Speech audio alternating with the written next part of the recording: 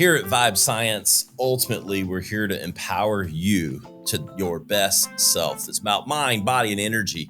And you know what? When you work out a lot, when you're eating a healthy diet, it's hard to get enough sodium. It is one of the most important factors in hydration, and hydration controls so many variables of how we feel, how our brain thinks. That's why we're proud to partner with Warrior Salt. Hey, we like to take the BS out of stuff. This is no bullshit, just electrolytes, straight fruit powder and salt, the real deal. I love this product because it's simple. Sometimes we get overcomplicated in the supplements we take, but all I know and what I've learned and the science has proven is you have to have enough salt for that balance of hydration. This stuff mixes really easy with water, as you see. You got to be watching the YouTube to get the full effect of this. How easy that mixes in, and a very simple citrus flavor that's delicious, easy to drink, and perfect before and after the exercise to stay hydrated. Look, if you're already thirsty, you've waited too long. That's why you need Warrior Salt, official partner of Vibe Science and Ryan Alford. Delicious, and will keep you hydrated all day long. One of the things that really fills my cup up as a surgeon, seeing people getting better and feeling like the lights have turned on and everything is feeling better. That's really what it's all about. So the question then becomes, well, how do we get people better quicker? Because long recoveries are obviously burdensome to people's lives. They interrupt lives. They can be costly. So that's where we've kind of segued into some of the stuff that may be able to get people better, more permanently without needing an operation. It's everything. Our bodies are so complex and respond to so many other things we kind of take for granted or have been demonized, right? I mean, where's the balance between sunlight, skin cancer, right, regeneration and vitamin D? It's a very interesting kind of play that we're debating now, and no one has a perfect answer because that's life. There is no perfect answer.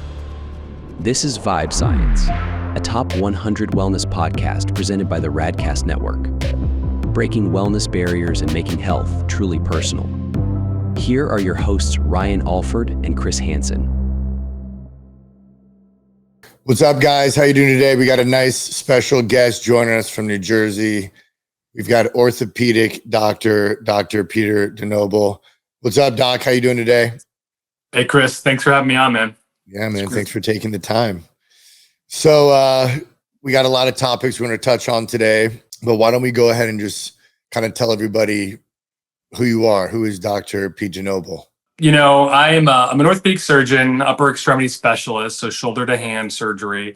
That's my training. But I'm a father, a husband, a community member, someone who, is constantly learning and trying to learn from others, and that's who I am, and that's how I have been trying to approach things day to day in my life. And I really appreciate you having me on. We can have some really kind of meaningful conversations and kind of see what we're all about mutually. Yeah, absolutely. Yeah, I was excited. A mutual friend of ours from the healthcare space, David Caldwell, connected us, and he sent me some notes on you. And I was like, all right, I like this. I like what this guy's going. I like what we're talking about. So, we talked earlier before we went live about, just the healthcare system in America, and, you're an orthopedic surgeon and just trying to explore other modalities outside of maybe going direct to surgery. I've never had any major surgeries myself, but I like to think if there was an option that I could go with, I absolutely would. However, being in the healthcare space, I know there's a lot of good options that may not necessarily be covered by Medicare, Medicaid, or insurance.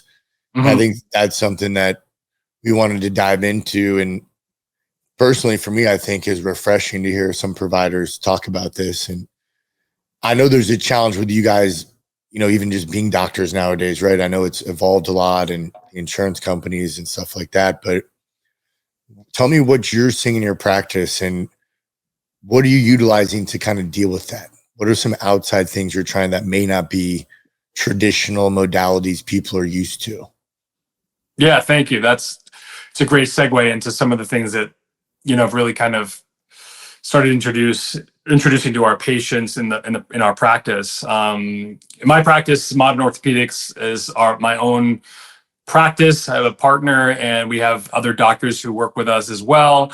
And we've been very fortunate to be independent, and that's a whole other conversation. Oh yeah. Which we can get into. But that allows us to explore things that may be a bit less mainstream. And when I say mainstream, I'm talking about things that are covered by insurance, things that are, in the mainstream of healthcare, which we kind of use this term of evidence-based medicine, but that also can kind of shackle the progress of things that maybe in other countries even have been shown to be effective. And, there's reasons for that. Positive and maybe nefarious if you kind of want to get conspiratorial about it. But the FDA obviously has to approve things, and sort of CMS and insurance will kind of follow that in terms of their reimbursement structure. What we have seen, though, in our practice in orthopedics is, look, there's a lot of people who move their bodies, right? We want to enjoy life to its fullest, right? There's a lot of different things that we do. But one of which is moving our bodies, playing with our kids, playing sports, maintaining motion.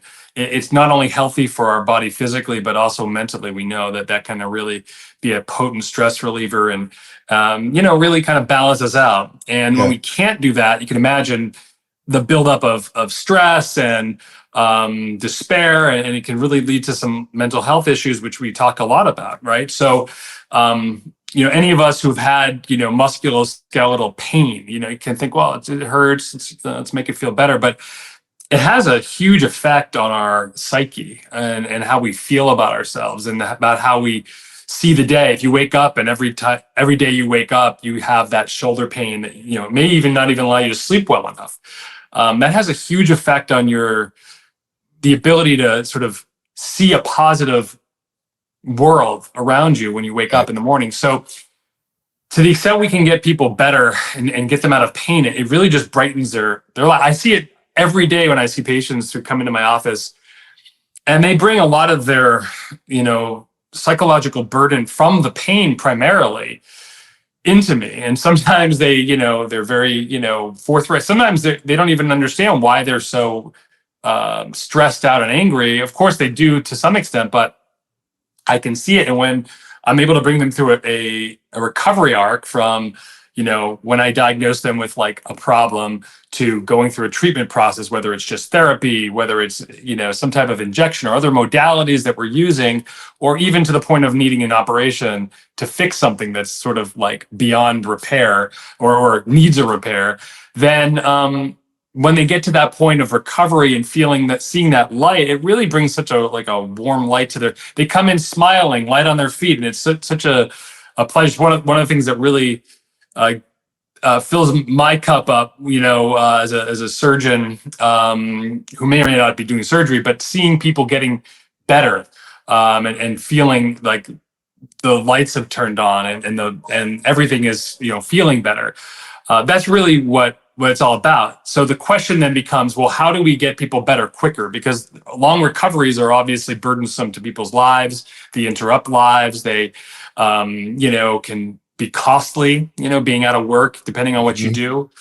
So that's where we've kind of segued into some of the stuff that may be able to get people better, more permanently, without needing an operation. And certainly as an orthopedic surgeon, our bread is buttered with surgery, right? Surgery is the profitable thing that we do, right? That's how businesses work. As a business person, I understand that. But, my philosophy is different though, is like, okay, surgeries will be needed. They'll be necessary in some certain segment of patients, maybe 5 to 10% of people that come in to see me, maybe less than that. But each individual is different and it's case by case. And if we can do the right thing by the patients, even if that means we do something that makes them better, that doesn't require an operation, less profitable for us, right? But that's the right thing to do. And when you do the right thing, that will eventually be appreciated by the community, the public. And my philosophy is you do the right thing, and the right thing will happen to you as a business and as a a caretaker. First and foremost, in our as physicians, and I think we can debate whether how this is seen these days, but the public expects us to be authorities and to be trustworthy.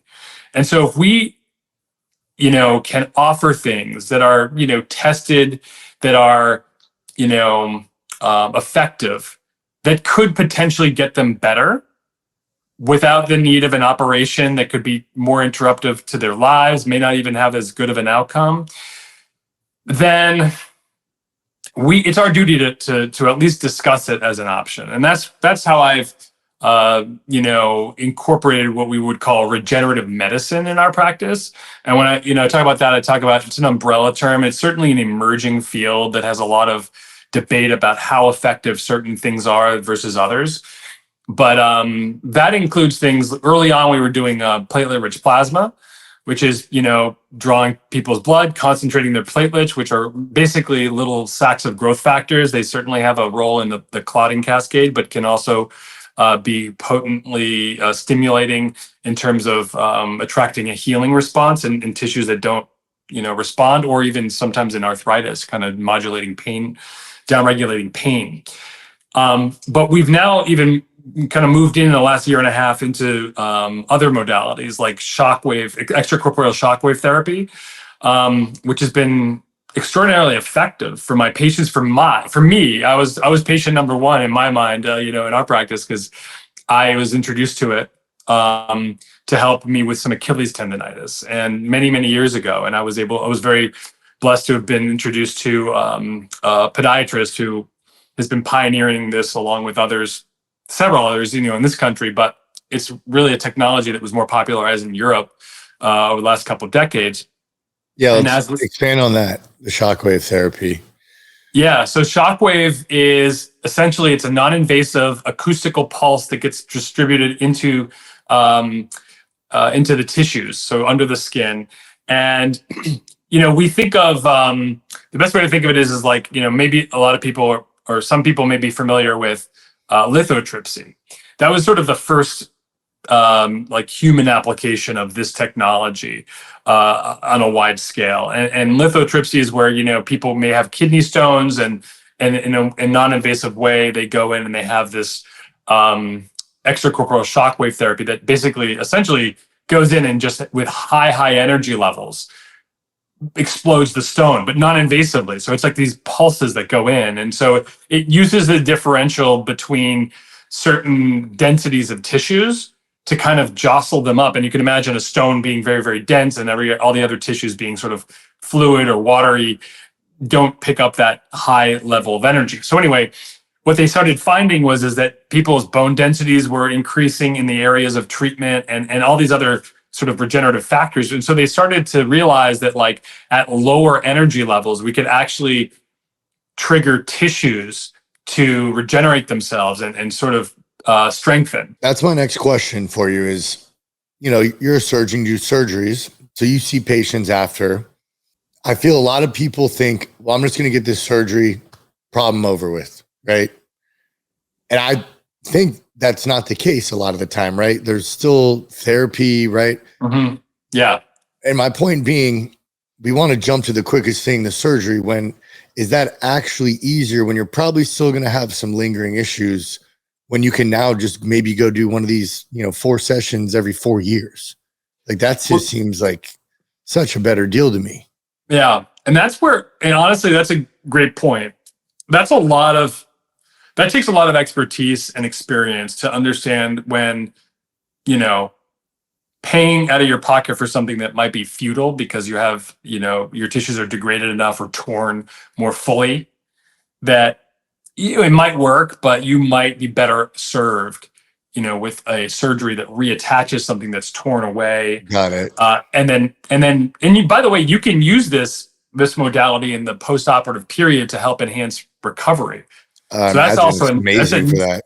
That's right? Another whole thing, which honestly I haven't even really gotten into with my patients as much. But that's something that we've starting to explore and offer when people want to. But there's expenses and out-of-pocket costs, which that's a whole nother conversation about the general economics that we're dealing with. And I want to lead into that. I want to talk about that a little bit because you mentioned a few other things, regenerative, like stem cells, for example. Mm-hmm. I had exosomes injected in my head for hair restoration. That's the extent of my knowledge, but I'm familiar with the stem cells. And you mentioned earlier, people leaving the country, right? All these boxers and UFC guys are going to Mexico for these stem cell injections and whatnot. Mm-hmm. And I want to segue into like essentially the FDA, right? Yeah. For many reasons. That's who we trust, obviously. And I think you mentioned in the beginning how, throughout, I think COVID really there was a lot of mistrust built with the general population and providers. And that's why I think it's extremely important that you are putting yourself out there and talking like you are. And really, I'd see it as being a leader where you're like, okay, not necessarily related to COVID, but just you see these other modalities that work. My question is, you're a working doctor. Every day you're seeing patients, this works. Why do we have devices like this? And why does insurance not cover them? Well, so there's two issues there. One is you mentioned the FDA. And I will say that the Shockwave therapy that we do is FDA approved. It's actually FDA approved for plantar fasciitis. That's where the randomized control trial was performed. It is FDA approved, but it's still not covered. Right. So that's a question for CMS. Yes. That's a question, and they'll say, there's not a strong enough evidence, or the costs are not. They'll start doing it, and we'll reimburse, and it's going to go bankrupt. So that's I see that more as an economic thing. It may even be lobbying, because keep in mind, This is not a pill. This is a modality that will not result in surgery. If you heal it, it will not make you take, NSAIDs or inject yourself with cortisone or other stuff that turns the wheel. So as a sort of more conspiratorial perspective, you'd say, look, there's powers that be that lobby against these types of things, which are FDA approved. Right. FDA has approved this. Now, of course, I extrapolate that for all the other areas of the body that can benefit from this non-invasive, essentially harmless effect. Like, there's no downside to, other than the economic investment you have to make. There's no downside with focus, because it has such high energy. You got to be a little careful over the lung areas, so you can't do like trigger points over here. You got to use more radial. So that's again nuance of just knowing how it applies and how it doesn't, and where you need to be safe with it. But it is FDA approved. That's a different conversation. That's something I just give up looking into, because that starts to get wrapped up in politics. That starts to get into the advocacy stuff. And it's like, you know what?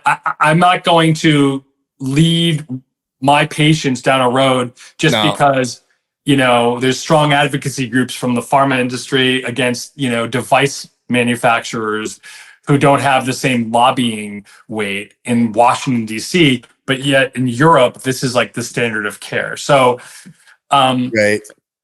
No, I'd imagine, I think in the next 5 years, especially with AI and stuff, there's going to be massive advancements, but I like to think a lot of it is going to be more in these quote unquote alternative, right? I know we use the word holistic pre-record and agree that it's kind of woo-woo-y sounding. And that's where, I think as a patient, like speaking as a patient, you just assume, if insurance doesn't cover it, it's not good, or it's not worth it, and it's almost, now I've completely shifted my mindset where it's the cash pay things that really seem to work. It's just not going to give you that quick fix. And can kind of segue into Americans' relationship with pharma, right? We're so accustomed to just pop a pill, problem solved. We don't talk diet. We don't talk nutrition. What's your take on that? What's your take on, because a lot of doctors, in my experience, 1 out of 10 will ask me about my diet and nutrition, right? And especially mental health. Like, they dig a little deeper. They want to see what's going on under the hood a little bit more. So what's your take on pharma, food, nutrition, and even compared to Europe, right? We know our food supply is completely different than Europe. What kind of roles do you think that's playing in our healthcare system? Yeah, I think we're actually in a good place, and I say that only because I think we're all starting to recognize where we're going wrong. And I think the first step with anything is knowledge. Yeah. Because once you understand something, you can continue to do it the way that you're doing it. But at some point on your list of things to do is to clean up your act, change your thing. And maybe it'll take something else to happen, more negative for you to kind of jolt into reality and kind of follow the information. But I think that that's a good thing that's coming out of, some of what's going on now, some of the transparency that's come to light about the preservatives, the processed food, the sugar. Like, I think that we're all discussing the right things, and the ultimate change on the societal level will come later, hopefully. But it's there for you and I to like figure out for ourselves, and certainly if as a doctor to have those conversations with certain patients. So I find it interesting because as a patient, I don't ever really think of the doctor's perspective of that conversation, where, that's a very personal and probably emotionally triggering conversation for some people, especially like, even I had a talk with a friend last night that food is kind of her like problem, that's her crutch, right? Her vice. Yeah. And when you were talking, it kind of made me think of that. And it's especially not a 10-minute conversation, because it's easy for me to stand here on the outside and be like, my doctor's never asked me about my diet and nutrition. Well, okay, let's be real. Like, I look pretty healthy. My blood work was good, right? I don't think as a culture, we were as hyper vigilant. And like we discussed, we didn't know, we weren't educated. Now you get on TikTok for 10 minutes and you're like, oh, the seed oils and the fluorides in the water. And I want to lead into, we're, especially with social media, right? We have all these health influencers and these extremes like carnivore, vegan, right? And not even just diets, with workout trends. You have all these extremes. How do we find balance in this world now? How do we, even with what we're talking about with surgery and the holistic, how do we merge the worlds, modern medicine and the holistic? You need to find that middle ground now. How do we get there? Well, that's it. You just figured it out. Like, it's always about moderation, right? I mean, that's the key. And we're so, our minds, I think often in a reflexive way, just gravitate toward extremes. And that's what you're seeing everywhere, and I think social media and maybe society itself is sort of gravitating that way. That's why we see it in our politics. That's why we see it in our social media streams. Everything has to be, this is good, this is bad. And it makes for a hook that people will watch. And then all of a sudden it's reinforcing ideas, right? That's how all we're doing on social media is trying, like, what is going to get that person to stop to watch beyond 5 seconds? Like, don't do this, only do this. Like, it's got to be extreme. Otherwise, people aren't going to be like, I'll get to the next. I don't know. Like, I don't want to spend too much time thinking. The less time you spend thinking, and the better, almost in a lot of ways. Like, if I can just know what the answer is, yes, no, then it seems easier. It's an easier way to kind of wrap your head around reality, which is much more complex, always more nuanced. The truth is always sort of this ever advancing thing that we're learning, and we think we have it figured out. And we see this in medicine, and we see this in sort of evidence-based medicine, where this is the study that proved this, and then 10 years later, that's completely like been either debunked or nuanced to a point where like that's not the full truth, and we're evolving. So that's playing out with every aspect of everything in our lives. So whether it's diet, whether it's politics, whether it's health trends, you always have to sort of find a balance. And even I've been, bouncing around a little bit like that, like trying to figure out what the solution is for the best diet or this or that. And it's like, it probably varies person to person. Yeah. Well, that's what I want to ask you too, is what do you do? What's worked for you? Because like you said, I think it is an individual journey, even down to diet, right? It's like, what's worked for you to find that balance in your life, especially as a surgeon? You know, you guys have crazy hours, you know, crazy schedules. Yeah. I mean, it's been a journey. You know, I discussed this with David on, I think, one of our conversations, but getting through residency, like, first of all, starting with as a medical student, we don't get taught anything about nutrition. We just learn how to like diagnose pathology and treat it with medications or surgery or stuff like that. You can touch on diet, but no one's gonna, you know, kind of is like, no one's gonna really do that. Right. So you're kind of in, so then you're a resident, you're not really educated on, you know, what keeps you healthy other than your youth.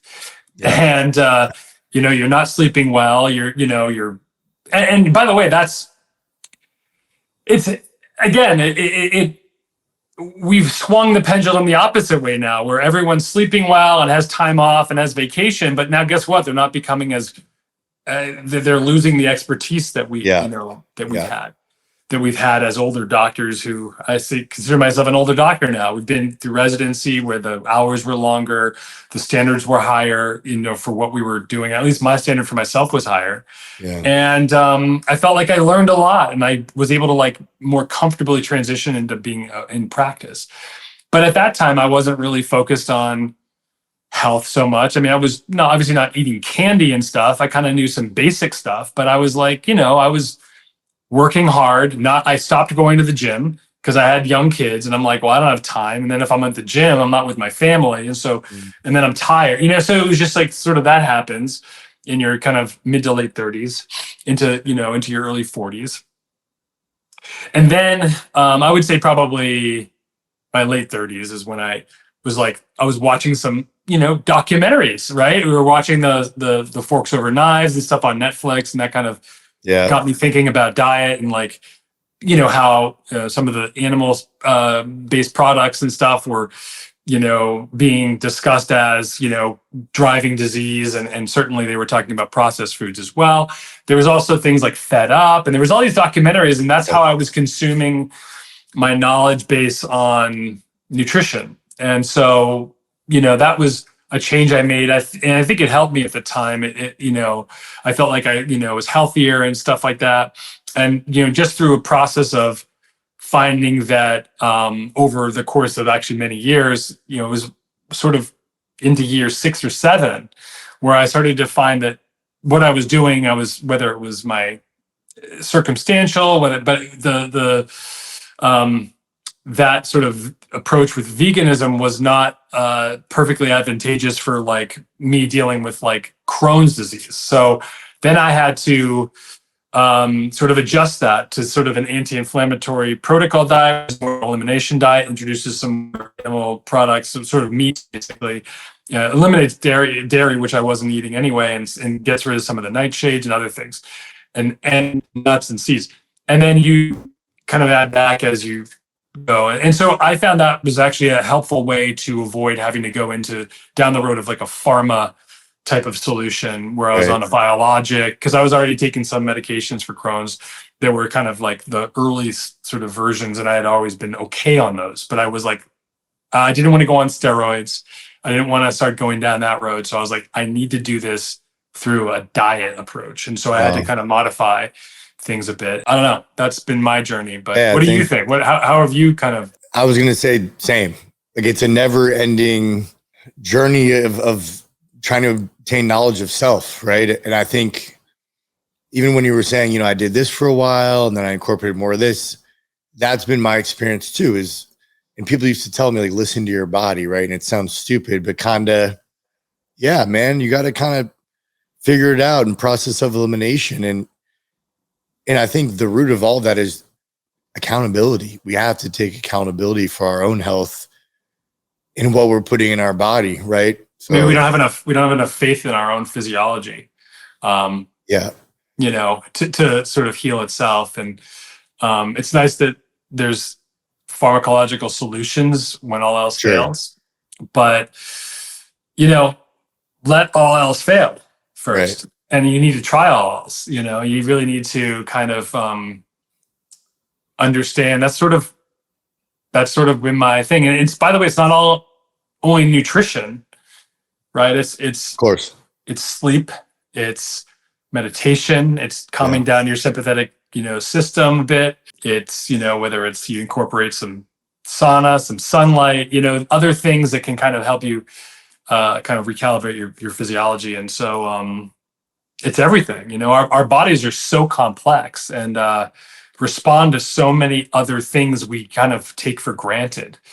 Or have been demonized, right? I mean, where's the balance between sunlight and skin cancer, but yet, regeneration and vitamin D, it's a very interesting kind of play that we're debating now. And no one has a perfect answer, because that's life. There is no perfect answer. Oh, that's why I think it's just like, you got to see what works for you, because as I've been on this journey, I take little tidbits, right? And I kind of try this, and all right, that makes me feel good. Like you mentioned the sauna, I probably hit the sauna every day, because that was one of those tools for me that physically makes me feel good, mentally, spiritually, whatever. It just checks the boxes for me. And it was like, all right, you know what? I'm going to keep this tool in the toolbox. This one just, for right now, this one is doing what I needed to do. Right. Right. And listen, and I think it's also important to keep in mind, what we do know, and what is time tested, and it's ingrained in sort of like Northern European culture, and it has a lot of impressive data around it. Over time, many long-term studies that show that, and it's hard to know. Is it the sauna? Is it just the people that do it happen to be more balanced? The community of everyone hanging out, talking every day. That's another thing. That's a great point that you brought that up. It's like through all the health influence and all the things that we see on social media and that's trendy in the last 5 to 10 years, podcasts, you watch Huberman, you watch, all these things, and you try to dial in everything about you're in the lab, in your kitchen by yourself. Yeah. We forget about community. We forget about connection. You look at those blue zones, what are they doing? They're all just hanging out. These 90-year-olds just hanging out with one another, smoking, or drinking, drinking alcohol. Yeah, on the Italian Amalfi, having a cigarette and drinking a wine. Right. And what do they have? Like, what is it? We're trying to figure out what they're drinking, You're right. It's the community. I fully agree with you, Doc. I mean, Dave and I talk about it all the time, and I've talked about it a lot recently and I was talking about it specifically with men and just training together, where there's power and there's energy when you get a group of guys. And it's not just because the lifting, right? It's the community. It's being on other souls. And I said that sauna comment because I enjoy every night when I go and I see some of the same people. That's like, some people go to the bar, I go to the sauna, and that's where I get my community and my fill. So I'm fully right there with you. I think social media has connected us all in a way, but it's also separated us in a big way as well. So, Doc, I want to thank you for jumping on. Where can everybody keep up with you and find out what you're working on, what you're doing next? Yeah, thanks for having me. This has been really a pleasure. Certainly follow me on Instagram or TikTok, even Peter DeNoble, simple, no dots, no dots, just Peter DeNoble MD. I think I love listening to other people's journeys and sharing mine and connecting, and that's what it's all about. Heck yeah, Doc. Well, I appreciate you coming on. It was a good episode. I'm excited for everyone to hear it. Everyone, you know where to find me. Instagram, Chris Broby Hansen. Make sure to check it out. We'll let you know when we drop the full episode. Keep an eye out for the reels coming. Let you all have a great day. The content discussed on this show is provided for reference and educational purposes. The content is not an attempt to practice medicine or provide specific medical advice. Always consult your personal physician for medical advice and proper diagnosis. Thanks for listening. This is Vibe Science. To learn more or watch full episodes, visit vibesciencepodcast.com. Here's to discovering your highest vibe.